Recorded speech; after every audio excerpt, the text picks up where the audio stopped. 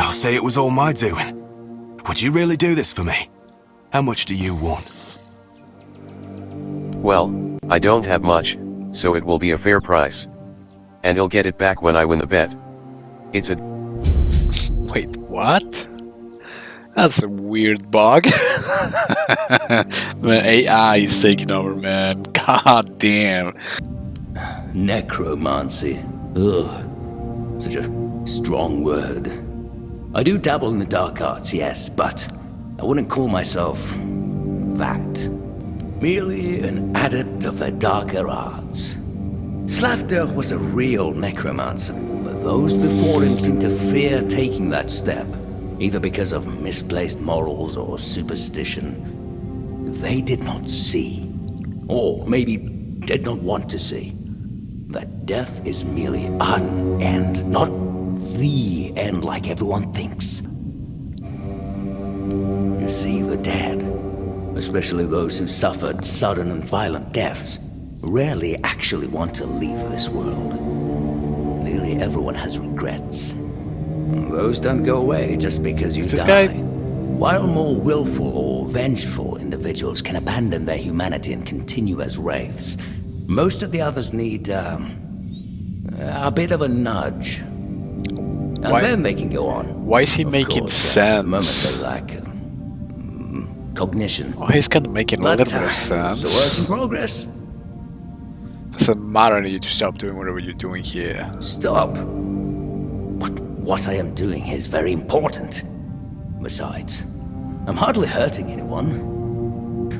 Anyone important, that is. Interesting. Yeah, this is wrong. Necromancy is wrong. Even if he kind of makes sense and he's studying dead, I cannot allow this to happen. I'm a paladin.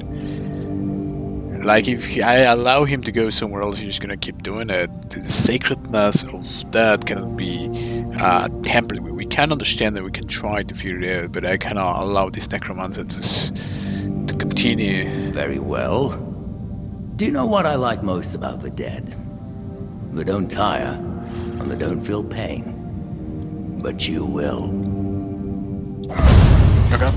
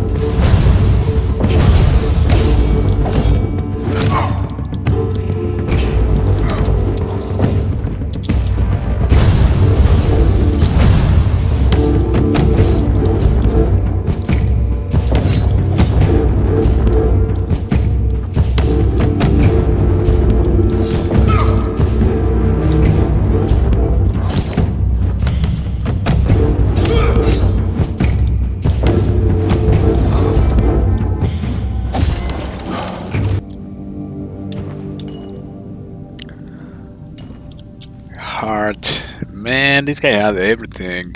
I kind of like that. He was kind of making sense of why he was still in death and how death doesn't have to be the end. This is the thing. This is the thing about necromancy that is really cool. That, you know, yes, they are raising the dead into non-cognitive, you know, pieces of fleshless things, but they're still in death, which is very important to understand. And if there is a possibility to continue on and to go through that big threshold of death, it would be interesting to understand. This is why a lot of people like the concept of necromancy, and a lot of people just become necromancers in games like Skyrim. But it's still wrong. This is not the way. There's no point of this kind of artificial life, so I must put an end to it. I struggle with this a lot because on the one end I kind of like the idea of understanding that and studying it, which is why I would like to, this would be a huge topic in the schools of magic. Do you ban necromancy? Do you not ban necromancy? Is one of the issues in the Elder Scrolls, because it's pretty screwed on, but maybe understanding it would allow us to perhaps overcome death itself. This is why the leeches and the raids and all these things occur, because they want to keep going on. It's a really interesting subject, that of necromancy, but I am a paladin and I cannot allow it in the realm. Besides, I'm trying to become a knight of the round table of Camelot or something of that nature, so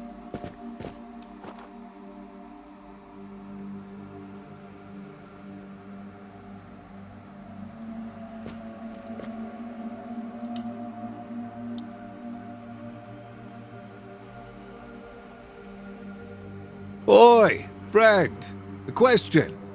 Do you know why people always stop and watch a blacksmith at work? Because he's riveting.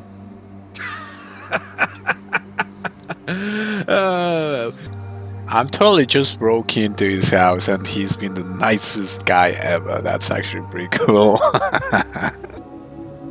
If you were anywhere close to the east gate, you must have seen the blood lake. Oh yeah. That's where all the miners' blood went. At least that's what the story says. Why would they do that? All I know is that ever since they sealed off that mine, there haven't been any more monsters creeping out of it. That makes me happy. No, nothing special about that one. You can see for yourself. With the materials mostly depleted, it made no sense to dig there anymore. We did get some solid iron from there, but... Okay, so one of the things that I really like about the game is the way it weaves the stories and everything. And it's pretty cool that this guy didn't kick me out of his house because I kind of just broke in. But the way that they explain to you how the weirdness is working, how things are in the realm, how magic happens, like he goes like quiet and whispering, because in Arthurian lore, the whole idea of the druidic magic and all these things is completely forbidden. It ties to the to the Christian idea of everything being pagan or arcane or any of those sorts of things are things that are forbidden. So it keeps true to the lore, and it does something different about the quests, because the way that they introduce quests, even if they're like, okay, was that okay? Even if they are like small quests, they introduce them, they weave them into the story in a really cool way. I think they are pushing something with this game here.